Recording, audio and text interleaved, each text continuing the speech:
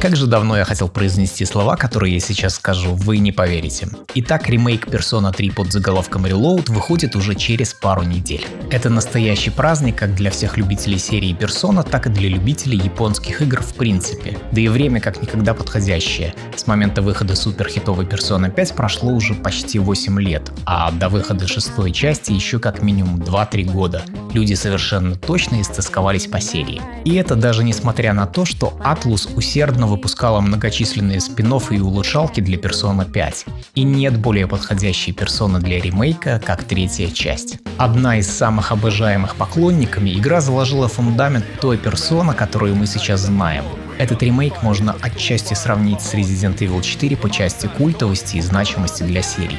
Дорогие друзья, всем привет, вы на канале Платос, и всем тем, кто ждал мои поздравления, мы наконец-то дождались. Ну а в этом видео мы разберем все изменения, что ждут нас в ремейке по сравнению с оригиналом. Итак, Persona 3 Reloaded. Поехали!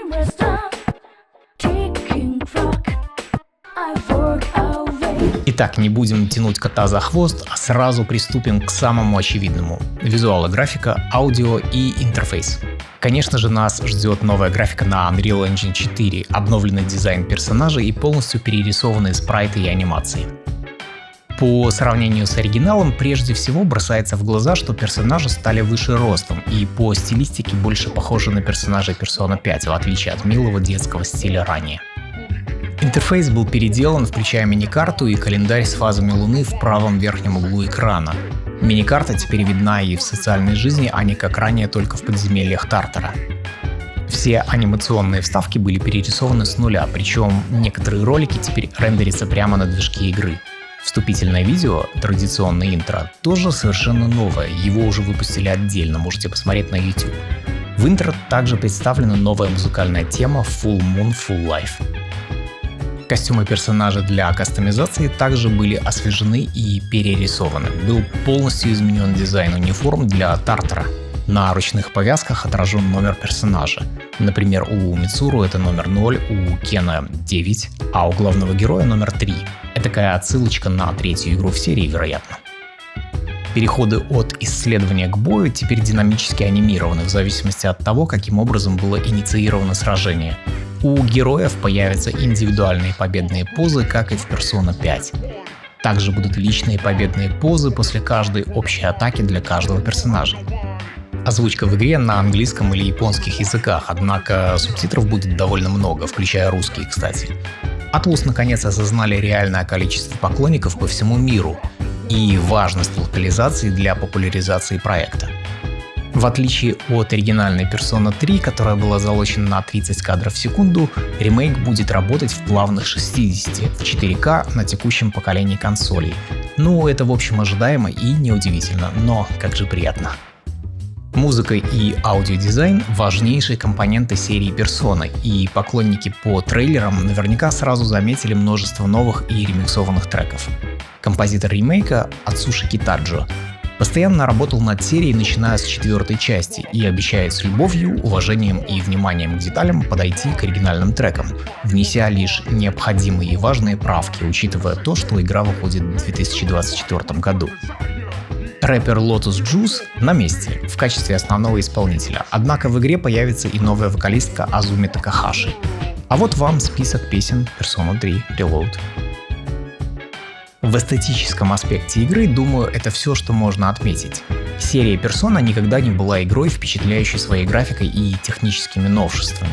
Она прежде всего про стиль и дизайн с визуальной точки зрения, но как бы то ни было, с осовремениванием картинки и работой над дизайном разработчики справились на отлично. Двинемся дальше. Поговорим об изменениях в сюжете, и здесь, надо сказать, очень заметная работа, проделанная разработчиками над ремейком. Поехали.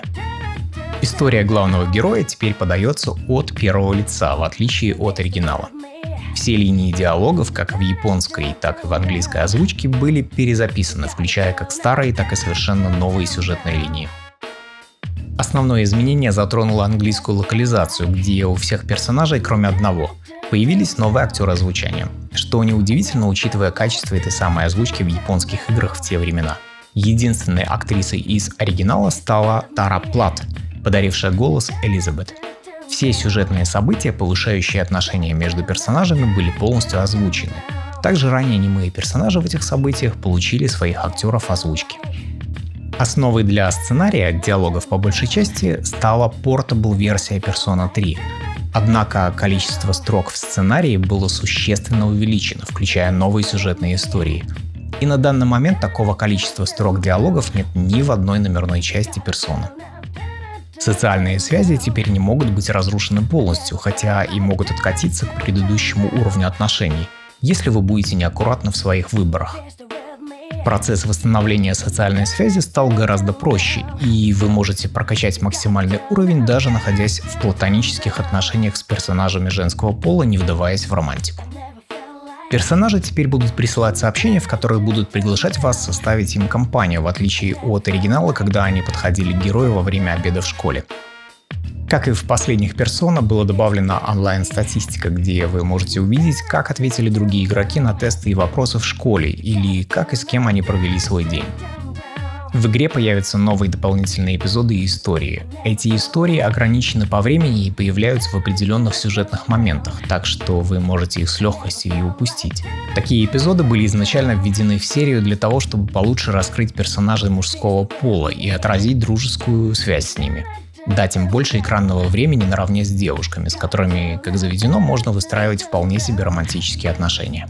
С парнями поиграть в любовь не получится, хвала японцам. Участие в таких социальных эпизодах с героями и второстепенными персонажами вознаградит игрока повышением характеристик и рецептами для трансформации персон. Также было добавлено множество активностей в жизни общежития, значительно расширяя возможности для взаимодействия с вашими друзьями.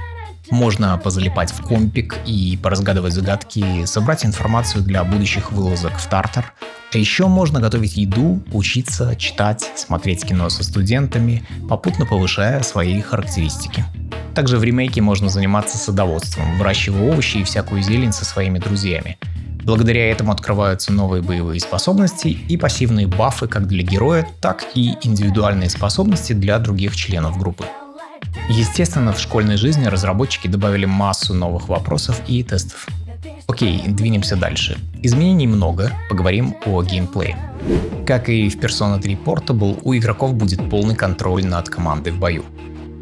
Новинка для Persona 3 непосредственно. Механика под названием Shift — это аналог механики Baton Pass из Persona 5, позволяющая передать ход другому персонажу. А вот теперь новинка для серии в принципе, так называемый Theurgy Attacks. Это взаимная мощная атака двух персонажей. Атаку можно провести, когда заполнится шкала рядом с портретом персонажа, и у каждого из героев процесс заполнения этой шкалы разнится. Например, главному герою нужно призывать разных персон, чтобы ее заполнить. Атака больно бьет и наносит много урона, она может применяться как на одиночную цель, так и на группу врагов в зависимости от персонажа, которые ее инициализировали. Ну а сам протагонист имеет доступ не к одной, а сразу к нескольким таким атакам, так как по традиции у него несколько персон в пользовании. Также знаковые для серии атаки Света и Тьмы, Коха и Эйха были добавлены в Persona 3 Reload. А теперь поговорим об изменениях в Тартаре. Для тех из вас, кого утомила монотонность Тартара в оригинальной игре, есть очень хорошие новости.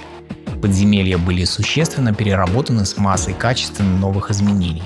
Как говорят поигравшие, сама атмосфера как будто изменилась по сравнению с оригиналом в лучшую сторону, а само исследование стало напряженнее и интереснее. Каждая зона имеет свой индивидуальный стиль и не успевает приесться. Давайте начнем с того, что механика усталости, которая со временем накапливалась на персонажах и вынуждала закончить поход, была полностью удалена из игры. Механика Shuffle Time была изменена с оглядкой на Persona 4 Golden, где карты можно было выбирать вручную. Дополнительно к этому можно собирать основные карты Аркана, которые дают продолжительные бафы до самого окончания экспедиции. Если собрать все основные карты за сессию, то случится так называемый Arcana Burst, после чего все собранные второстепенные карты в этом забеге повысят свой ранг. Сами подземелья были существенно расширены как количественно, так и качественно. В них стало гораздо больше разветвлений, а сам дизайн стал более разнообразным. Также там стало случаться гораздо больше сюжетных вставок время от времени.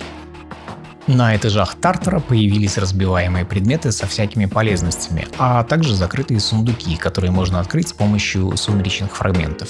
Эти фрагменты можно найти в разбиваемых предметах, или они могут выпасть с побежденных противников. А еще их можно найти в реальной жизни, внимательно оглядывая окрестности. Если потратить 10 фрагментов у часов в начале подземелья, у героев восстановятся очки действия и очки здоровья. Кстати говоря, у навигатора Фуки появится собственная шкала очков действия, которую можно потратить на ее личные способности. Способность Джеймин позволит игроку избежать обнаружения от теней на текущем этаже. Сильфид Аура бафнет героев в начале следующей битвы, ну а Шок Нойз конфузит всех врагов на этаже. Игрокам стала доступна опция автолечения, сила которой зависит от лечащих способностей персонажей в группе. Ура! Появилась суперспособность, которой так не хватало. Персонаж наконец-то научился бегать. Мы можем попросить члена команды прочесать следующий этаж на предмет полезных предметов и сокровищ. Этот персонаж вернется в команду с тем, что он нашел в тот момент, когда вы достигнете следующего этажа. В Тартере теперь можно обнаружить так называемые монет-двери и монет-проходы. Двери могут появиться случайно в подземелье, а в них вас ждет сокровище, которое ожидаемо будет охранять сильная тень. Завершив эти испытания, игрок будет вознагражден особым Shuffle Time, в котором можно заполучить основные карты Аркана. Проход Монет выглядит как длинный коридор с сильными тенями, победив которых вы найдете новое оружие, костюмы и уникальные предметы. В дополнение к обычным редким теням вы можете столкнуться с огромными редкими тенями, с огромными наградами, конечно. Также, естественно, были добавлены новые персоны в ростер. Вельветовая комната тоже была улучшена, в ней был изменен интерфейс и появилась возможность выбирать способности для наследования. Ну что же, на этом подведем итог. Persona 3 получила существенные изменения, на мой взгляд, осовременившие игру как визуально, так и внутренне в тех пропорциях, которые нужны для освежения классики. Однако радуются далеко не все. А почему? А потому что Reloaded не включает в себя дополнительную главу The Answer из Persona 3 FES. Печально. Но еще у нас не будет, по крайней мере на запуске, женского играбельного персонажа, который был в Persona 3 Portable. Я думаю, что многих фанатов это воздержит от покупки. Зная Atlus, они будут доить игру еще пару лет и, скорее всего, включат эти моменты в будущих DLC. Это что касается давних поклонников. Ну а что касается новых, то Persona 3 Reloaded настоящий must-have. Если вы познакомились с Persona с 5 части, например, и ждете нового приключения еще на сотни часов геймплея. Игра выходит 2 февраля на PlayStation 4, PlayStation 5, Xbox Series, Xbox One и ПК. Ну а на этом у меня все на сегодня. Спасибо огромное за просмотр. Если вам понравилось, то, конечно же, ставьте лайк и подписывайтесь. Это поможет развитию канала. А также пишите в комментариях, какая персона ваша любимая. Это канал Платос, и увидимся в следующем видео. Пока. There's a way, kind of face reality, never be charity. The enemy, your bloody cover.